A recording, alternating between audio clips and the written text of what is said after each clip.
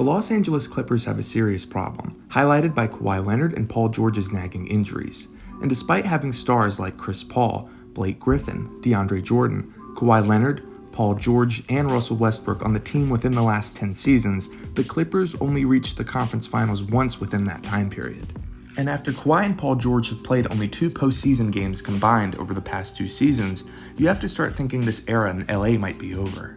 But how did all of this happen, and how can the Clippers regain title contender status despite Kawhi and PG's injury concerns? To start this story, you have to go back to the summer of 2019. Kawhi Leonard just won the Raptors their first NBA title in franchise history by defeating the injury-ridden Warriors, and Paul George had the best season of his career, finishing third in MVP voting. All eyes were on Kawhi that summer, as the whole world knew that either Kawhi was coming back to Toronto or taking his talents to LA. But what we didn't know was that when Kawhi made up his mind and wanted to play in LA, he already found a co-star.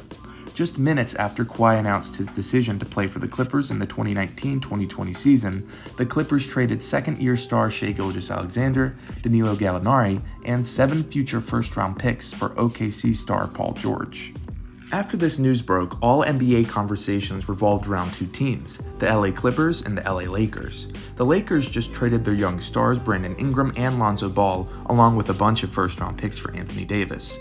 And by the middle of March, the Lakers and the Clippers were 2 of the top 3 teams in the NBA. And at this point, we all know what happened next. A global pandemic shut down the 2020 NBA season, and no professional basketball game was played for nearly 3 months.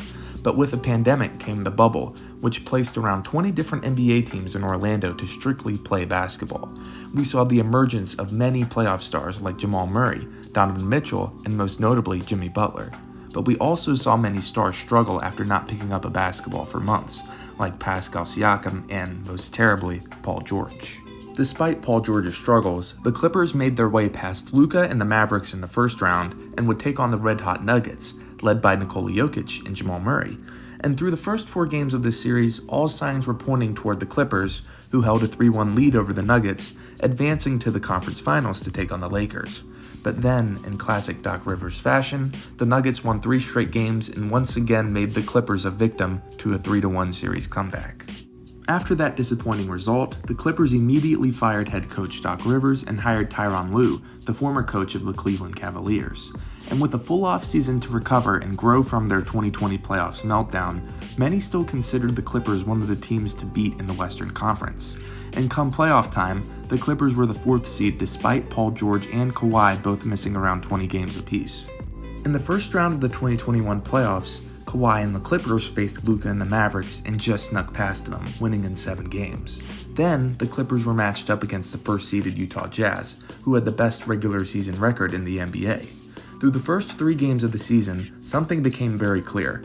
2020 was just a fluke. The Clippers were widely regarded as the title favorites after dominating the Utah Jazz in the first few games of this second-round series. And it looked like 2019 Kawhi and Paul George were back, until Kawhi Leonard tore his ACL in the closing minutes of Game 4. And while the Clippers got by the Jazz in 6 games, Paul George's efforts were not enough to defeat Devin Booker, Chris Paul, and the Phoenix Suns in the Western Conference Finals. Again, many were still optimistic that Kawhi would come back at the end of the regular season in 2022 and the Clippers would be title contenders. Instead, Kawhi sat out the entire season, Paul George played less than 45 games for the entire season, and the Clippers couldn't make it out of the play-in. And that takes us to this past season. While Kawhi came back in the middle of the season and looked just as good as he did 4 years ago, Paul George injured himself at the end of the regular season, and Kawhi injured his knee in the second game of the playoffs. And just like that, the Clippers were out of the first round in 5 games, and we're back to square one. I still see a lot of media outlets and NBA personalities that predict the Clippers to win a lot of games and potentially make a finals run for this upcoming season. But my question to them is why? What have the Clippers shown in the past 4 seasons that prove they can make a deep run in the playoffs? Because the only thing I'm certain of now is that if the Clippers make it to the conference finals, they will likely be without one of Paul George or Kawhi. And unless you believe Russell Westbrook can take on the load of one of Kawhi or Paul George, there is no possible scenario where the Clippers make it out of the West, especially considering the Nuggets still have Jokic, and the Lakers and Suns have both gotten better. So what's the solution in LA?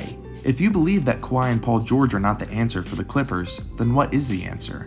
In my mind, it's time to go full-on Sam Presti mode. It's time to trade Kawhi and Paul George, along with any other young assets like Terrence Mann, and embrace the rebuild. The Clippers' current core has proven time and time again that they are not built to be serious title contenders. So take advantage of whatever bit of trade value your stars have and try to get assets for the future. But if I'm Steve Ballmer, owner of the Clippers, I know I can't do that. I know that I have a new stadium that will be completed for next season, and without a major star to attract fans, my investment in this team and this new arena would seem like a failure. In fact, if I'm Steve Ballmer, I'm probably doing the opposite of a rebuild. I'm probably trading away my young assets and role players and getting a disgruntled star, particularly a disgruntled star in Philly who refuses to play for their current organization. Because on paper, a lineup of Russell Westbrook, James Harden, Paul George, and Kawhi Leonard is a 2010s all-decade team. But in all reality, other than Westbrook, are Harden, George, and Kawhi going to play more than 150 games combined in a season? Can I trust all three of these guys to be healthy come playoff time? Probably not. It's time for the Clippers organization to sit down and take a look in the mirror, because with their current core, this team at best loses in the Western Conference Finals, and at worst, doesn't make the playoffs at all. What do you think? Should the Clippers go full-on rebuild mode or continue on with their current core?